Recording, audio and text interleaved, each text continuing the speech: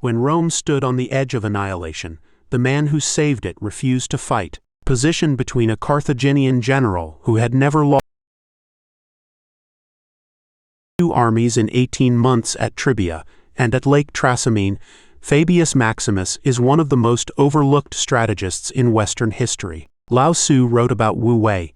This Roman lived it 2,000 years before psychologists gave it a name, action bias. This is the story of a man who saved the Republic by doing nothing.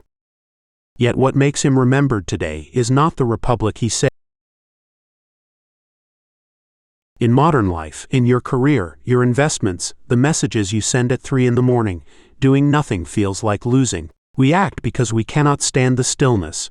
We move because waiting feels like surrender. Fabius lived inside the same problem.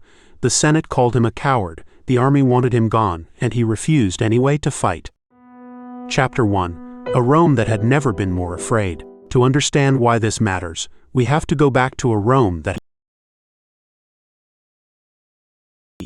a Carthaginian general named Hannibal Barca has crossed the Alps with war elephants, joined the Gauls of northern Italy, and destroyed a Roman army at the Tribia River. The next year, at Lake Trasimene, he draws another Roman army and legionaries in a single morning. The consul Gaius Flaminius is killed. Rome receives the news at the Forum, and according to Livy, the is in his 60s. He is a patrician, a former consul twice over, slow of speech, careful in argument. As a child he was nicknamed verrucosus because of a wart on his lip, and ovicula, little sheep, because of his mild temperament. The Senate elects him dictator. A dictator in Republican Rome is not a tyrant. It is a 6-month emergency office, total command, single voice expiring contract. Fabius takes it knowing what is expected. Bring Hannibal to battle, win. Save the Republic. He does the opposite. He marches his army along the high ground parallel to Hannibal, never engaging. He cuts supply lines. He burns crops in Hannibal's path. He waits. Chapter 2. The Senate calls him a coward. The army hates it. The men want a fight. They have been raised on stories of the Republic, of Cincinnatus, of the conquest of Italy, and now their dictator marches them in circles while Carthaginian cavalry burns the countryside in front of them. His own deputy, the master of horse Minucius, openly accuses him of cowardice. The Senate strips Fabius of his sole command and orders that Minucius share authority. Fabius accepts. He divides the army. Minucius marches off to engage Hannibal, and walks into an ambush so complete that only Fabius's late arrival saves the legions from total destruction. Minucius lays down his command at Fabius's feet and calls him father. Then his 6 months expire. Fabius returns to private life. The Senate, eager to end the war, elects new consuls.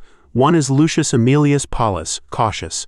The other is Gaius Terentius Varro, an aggressive politician who believes Fabius has been wasting Roman strength. In August of 216 BCE, Varro forces a pitched battle near a village called Cannae in southern Italy. Hannibal envelops the Roman line with a thinner center that gives way, drawing the legions into a sack. By sunset, roughly 50,000 Roman soldiers are dead. It is, to this day, one of the deadliest single-day defeats in military history. Rome, in panic, turns back to Fabius. Chapter 3. Some games are won by refusing to move. What Fabius understood, and what nearly everyone around him did not, is that some games they are won by the player who refuses to move at all. Hannibal had crossed the Alps with the best heavy infantry and the best cavalry in the Mediterranean. But he was operating thousands of miles from Carthage, in hostile country, with no siege train, no resupply, and a coalition of Italian allies whose loyalty was thinning each week. Time was his enemy, not Rome's. The Roman instinct, and the Senate's, was to convert their numerical advantage into a battle. Fabius saw something else. Every battle they accepted on Hannibal's terms erased their structural advantage. Spend supplies, lose men to disease, and watch his Italian allies hesitate. Doing nothing was not passivity. It was the active denial of the only resource Hannibal could use, a decisive engagement. Plutarch, writing 3 centuries later, says Fabius understood that to be defeated and yet not be ruined was, for Rome, the same as a victory. because Hannibal needed a Roman collapse, and Fabius simply would not give him one. Plutarch describes him walking along the ridge above Hannibal's army, in the Ager Failurness, watching, refusing battle even when Hannibal lit 2,000 torches strapped to the horns of oxen to fake a night attack. The army screamed for engagement. Fabius held the line at silence. The Romans called this strategy cunctatio, delay. They turned the word into First it was an insult, after Cannae it became the title of a statue. What is striking is how active his inaction was. He was not still. Of his officers, his senate, and the men under his command, to do the harder thing. He was paying a social cost in real time. He was being mocked while saving the Republic. It is easy 2,000 years later to admire him from the safety of hindsight. It was not easy to be him. Every day he held the line, the cost compounded. His political reputation was destroyed before Cannae. He was, by Roman political standards, a failure. Letters survived in which other senators called for his prosecution. The Roman public sang mocking songs about him. And yet the discipline he held was, in the end, the discipline of someone who had seen the deep. He never lost a major battle on Italian soil, and he never won the war. Rome adopted Fabian patience, hunted Hannibal back to Africa, and at Zama finally beat him in the only kind of battle he could not avoid. One fought far from home on Roman terms, on Roman supply lines. The Roman who saved the Republic did not raise a sword. Chapter 4: Action Bias. Centuries later, the economist Anthony Patt and the public policy scholar Richard Zeckhausen,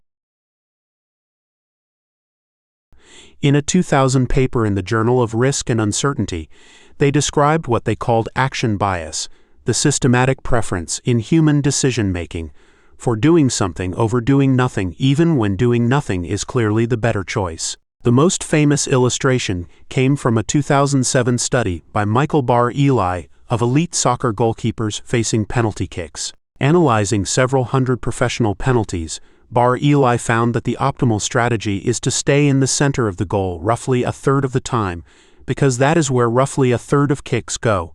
Goalkeepers, when asked, knew this, and yet they dived to the left or to the right on more than 90% of penalties. Why? Because diving, even uselessly, felt like doing something.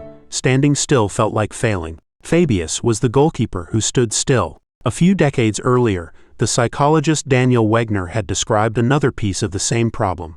In a 1994 paper called Ironic Processes of Mental Control, Wegner showed that the harder a person tries to suppress an unwanted thought or to force a chosen action, the more the opposite intrudes. The system that monitors the suppression becomes the thing that produces the failure.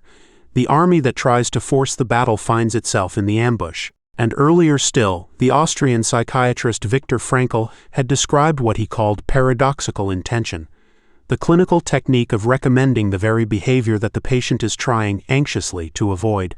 Frankl found that some of the deepest fears, when no longer fought, dissolved. What Plutarch wrote about Fabius, what Patt and Zeckhausen measured in their data, what Wegner observed in his suppression experiments, and what Frankl applied in his clinic, these are four descriptions of the same human problem.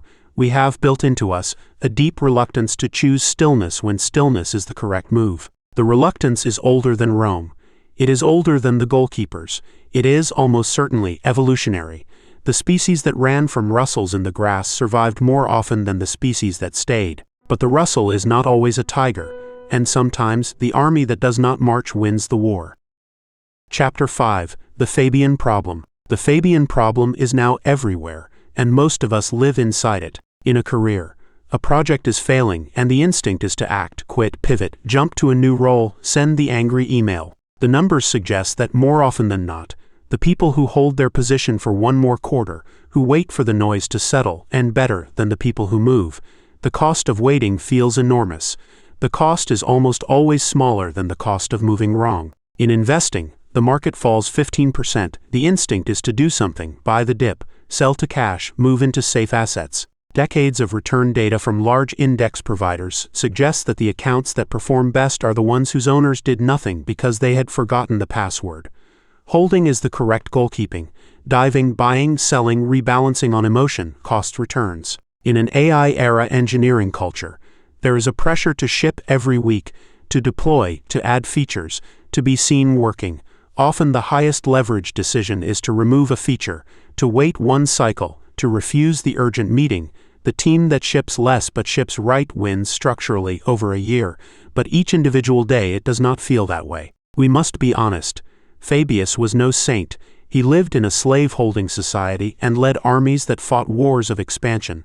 We acknowledge that, but the psychological pattern he saw through is older than his politics and operates regardless of moral standing. The instinct to act when stillness is correct is the same instinct in a Roman senator, a goalkeeper, a venture investor, and a tired engineer at midnight, hand hovering over a deploy button. Perhaps the lesson here is this: the world will mock you for waiting. It is a cheap mockery, paid in real time. The harder discipline is to hear it, to be called a coward by people who do not see the long game, and to refuse anyway to fight. The Roman who saved Rome did nothing, and it was the most decisive thing he ever did. If this gave you something, the next essay continues the thread. Subscribe at Lives of Thought, essays on psychology, philosophy, and the lessons of history for living wisely. Until then, perhaps the most important move you make this week is the one you choose not to make.